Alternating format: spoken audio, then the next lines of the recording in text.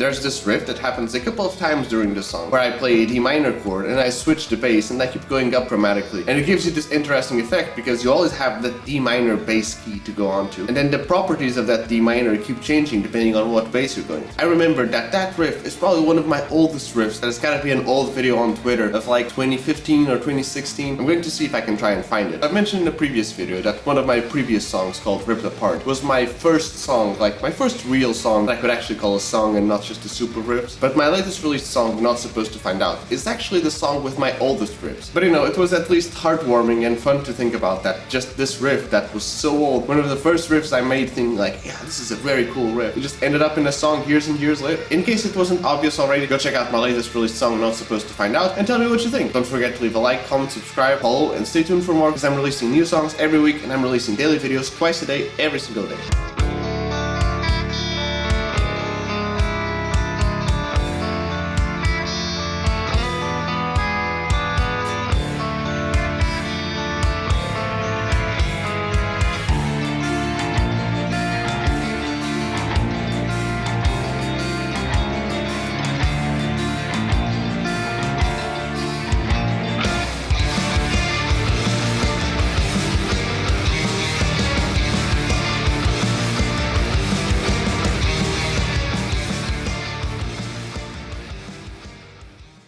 My latest released song, Not Supposed to Find Out, which by the way, you can and should go check out anywhere you listen to your music at. I made that song after learning what tritone substitutions were. I was just messing around with some regular chords, D minor, D flat major, G minor, and A7. If you don't know what a tritone substitution is, you can trade that dominant 7th chord by another dominant 7th chord with the root a tritone away from your original dominant 7th chord. In the case of A7, the notes C sharp and G are respectively the 3rd and 7th of that A7th chord. In the case of D sharp or E flat, they're reversed. G is actually the 3rd and C sharp is actually the flat 7th, leaving those chords to be two different chords but very similar at the same time. So I switched at A7, but it didn't really match the vibe I was looking for. So along with the dominant 7th chord, I actually added the major 7 as well. Interesting cluster of having a D sharp, a C sharp, and a D at the same time. And it just sounded so cool that based on that riff, I made a whole song. Theory ain't as bad for you as people make it out to be. Go check out my latest song, Not Supposed to Find Out, and leave a like, comment, subscribe, follow, and stay tuned for more because I'm releasing new songs every week. I'm releasing daily videos twice a day, every single day.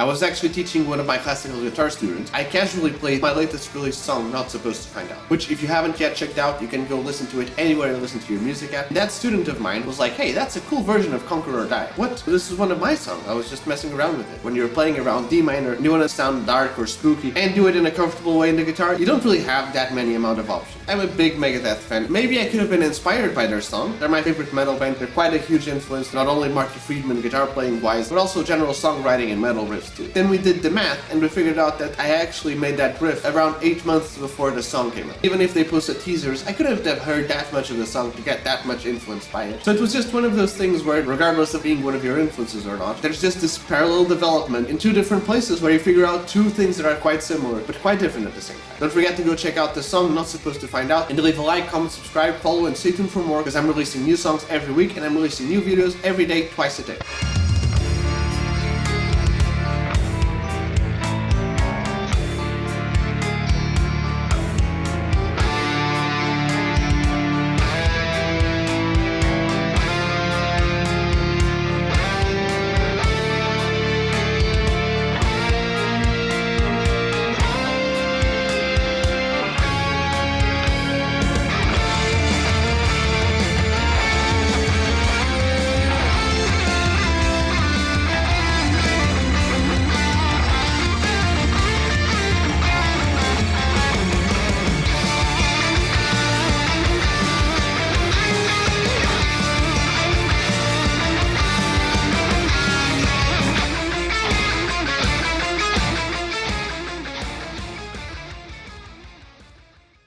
But I've noticed for a while that I've been having a tendency for chromaticisms from way early on in my playing career. Some of you might know that I was actually a bass player, and if I had a song that went like flat 6 major, flat 7 major, and then 1 minor, I would do a little phrase, and many of the times it would be a chromatic phrase, like C, C sharp, D, D, D sharp, and then resolve to E. Of course I would do other phrases and other licks, but I always liked that chromatic sound, that game of tension and release between all of those different notes. And I mentioned before about my latest released song, Not Supposed to Find Out, which you can and should go check out anywhere you listen to your music. It is an older song of mine. There's a part at the end of the song, I actually made the riff go around chromatic chords until it gets to a point of no return in tension, then we do a little lick to resolve. It might sound kinda cheesy, but kinda gave me a nostalgic feeling. It gave me a glimpse into a younger, different me that was trying to write his songs for the first time. Are there these sort of musician language things that regardless of how much you've evolved, you've never really quite shook off? Don't forget to go check out the song Not Supposed to Find Out, and don't forget to leave a like, comment, subscribe, follow, and stay tuned for more weekly songs and daily videos twice a day, every single day.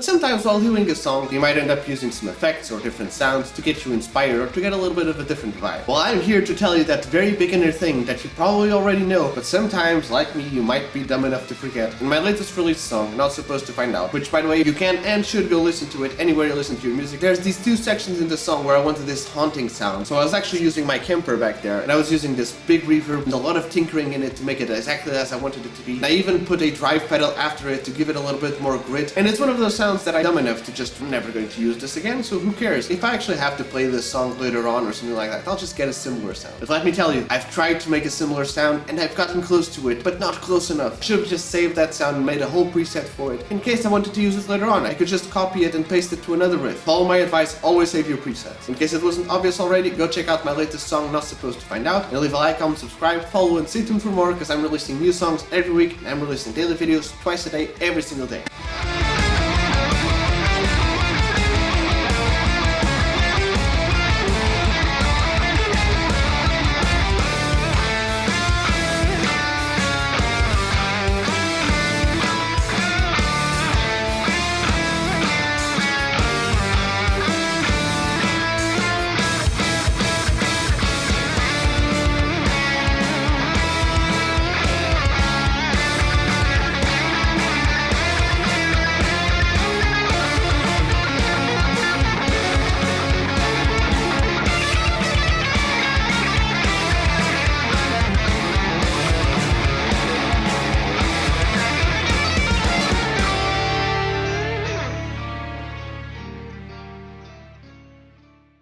My latest released song, Not Supposed to Find Out, which you can go listen to it anywhere you listen to your music at. There's a section of the song where I play this melody.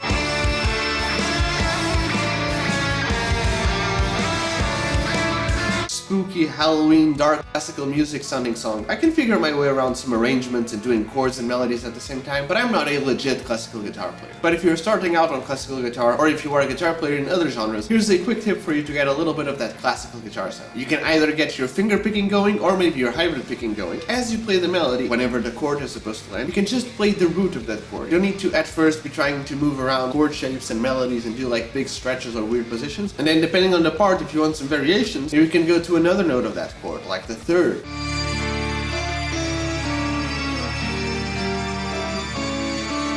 Don't forget to go check out the song Not Supposed to Find Out, and leave a like, comment, subscribe, follow, and stay tuned for more weekly songs and daily videos twice a day.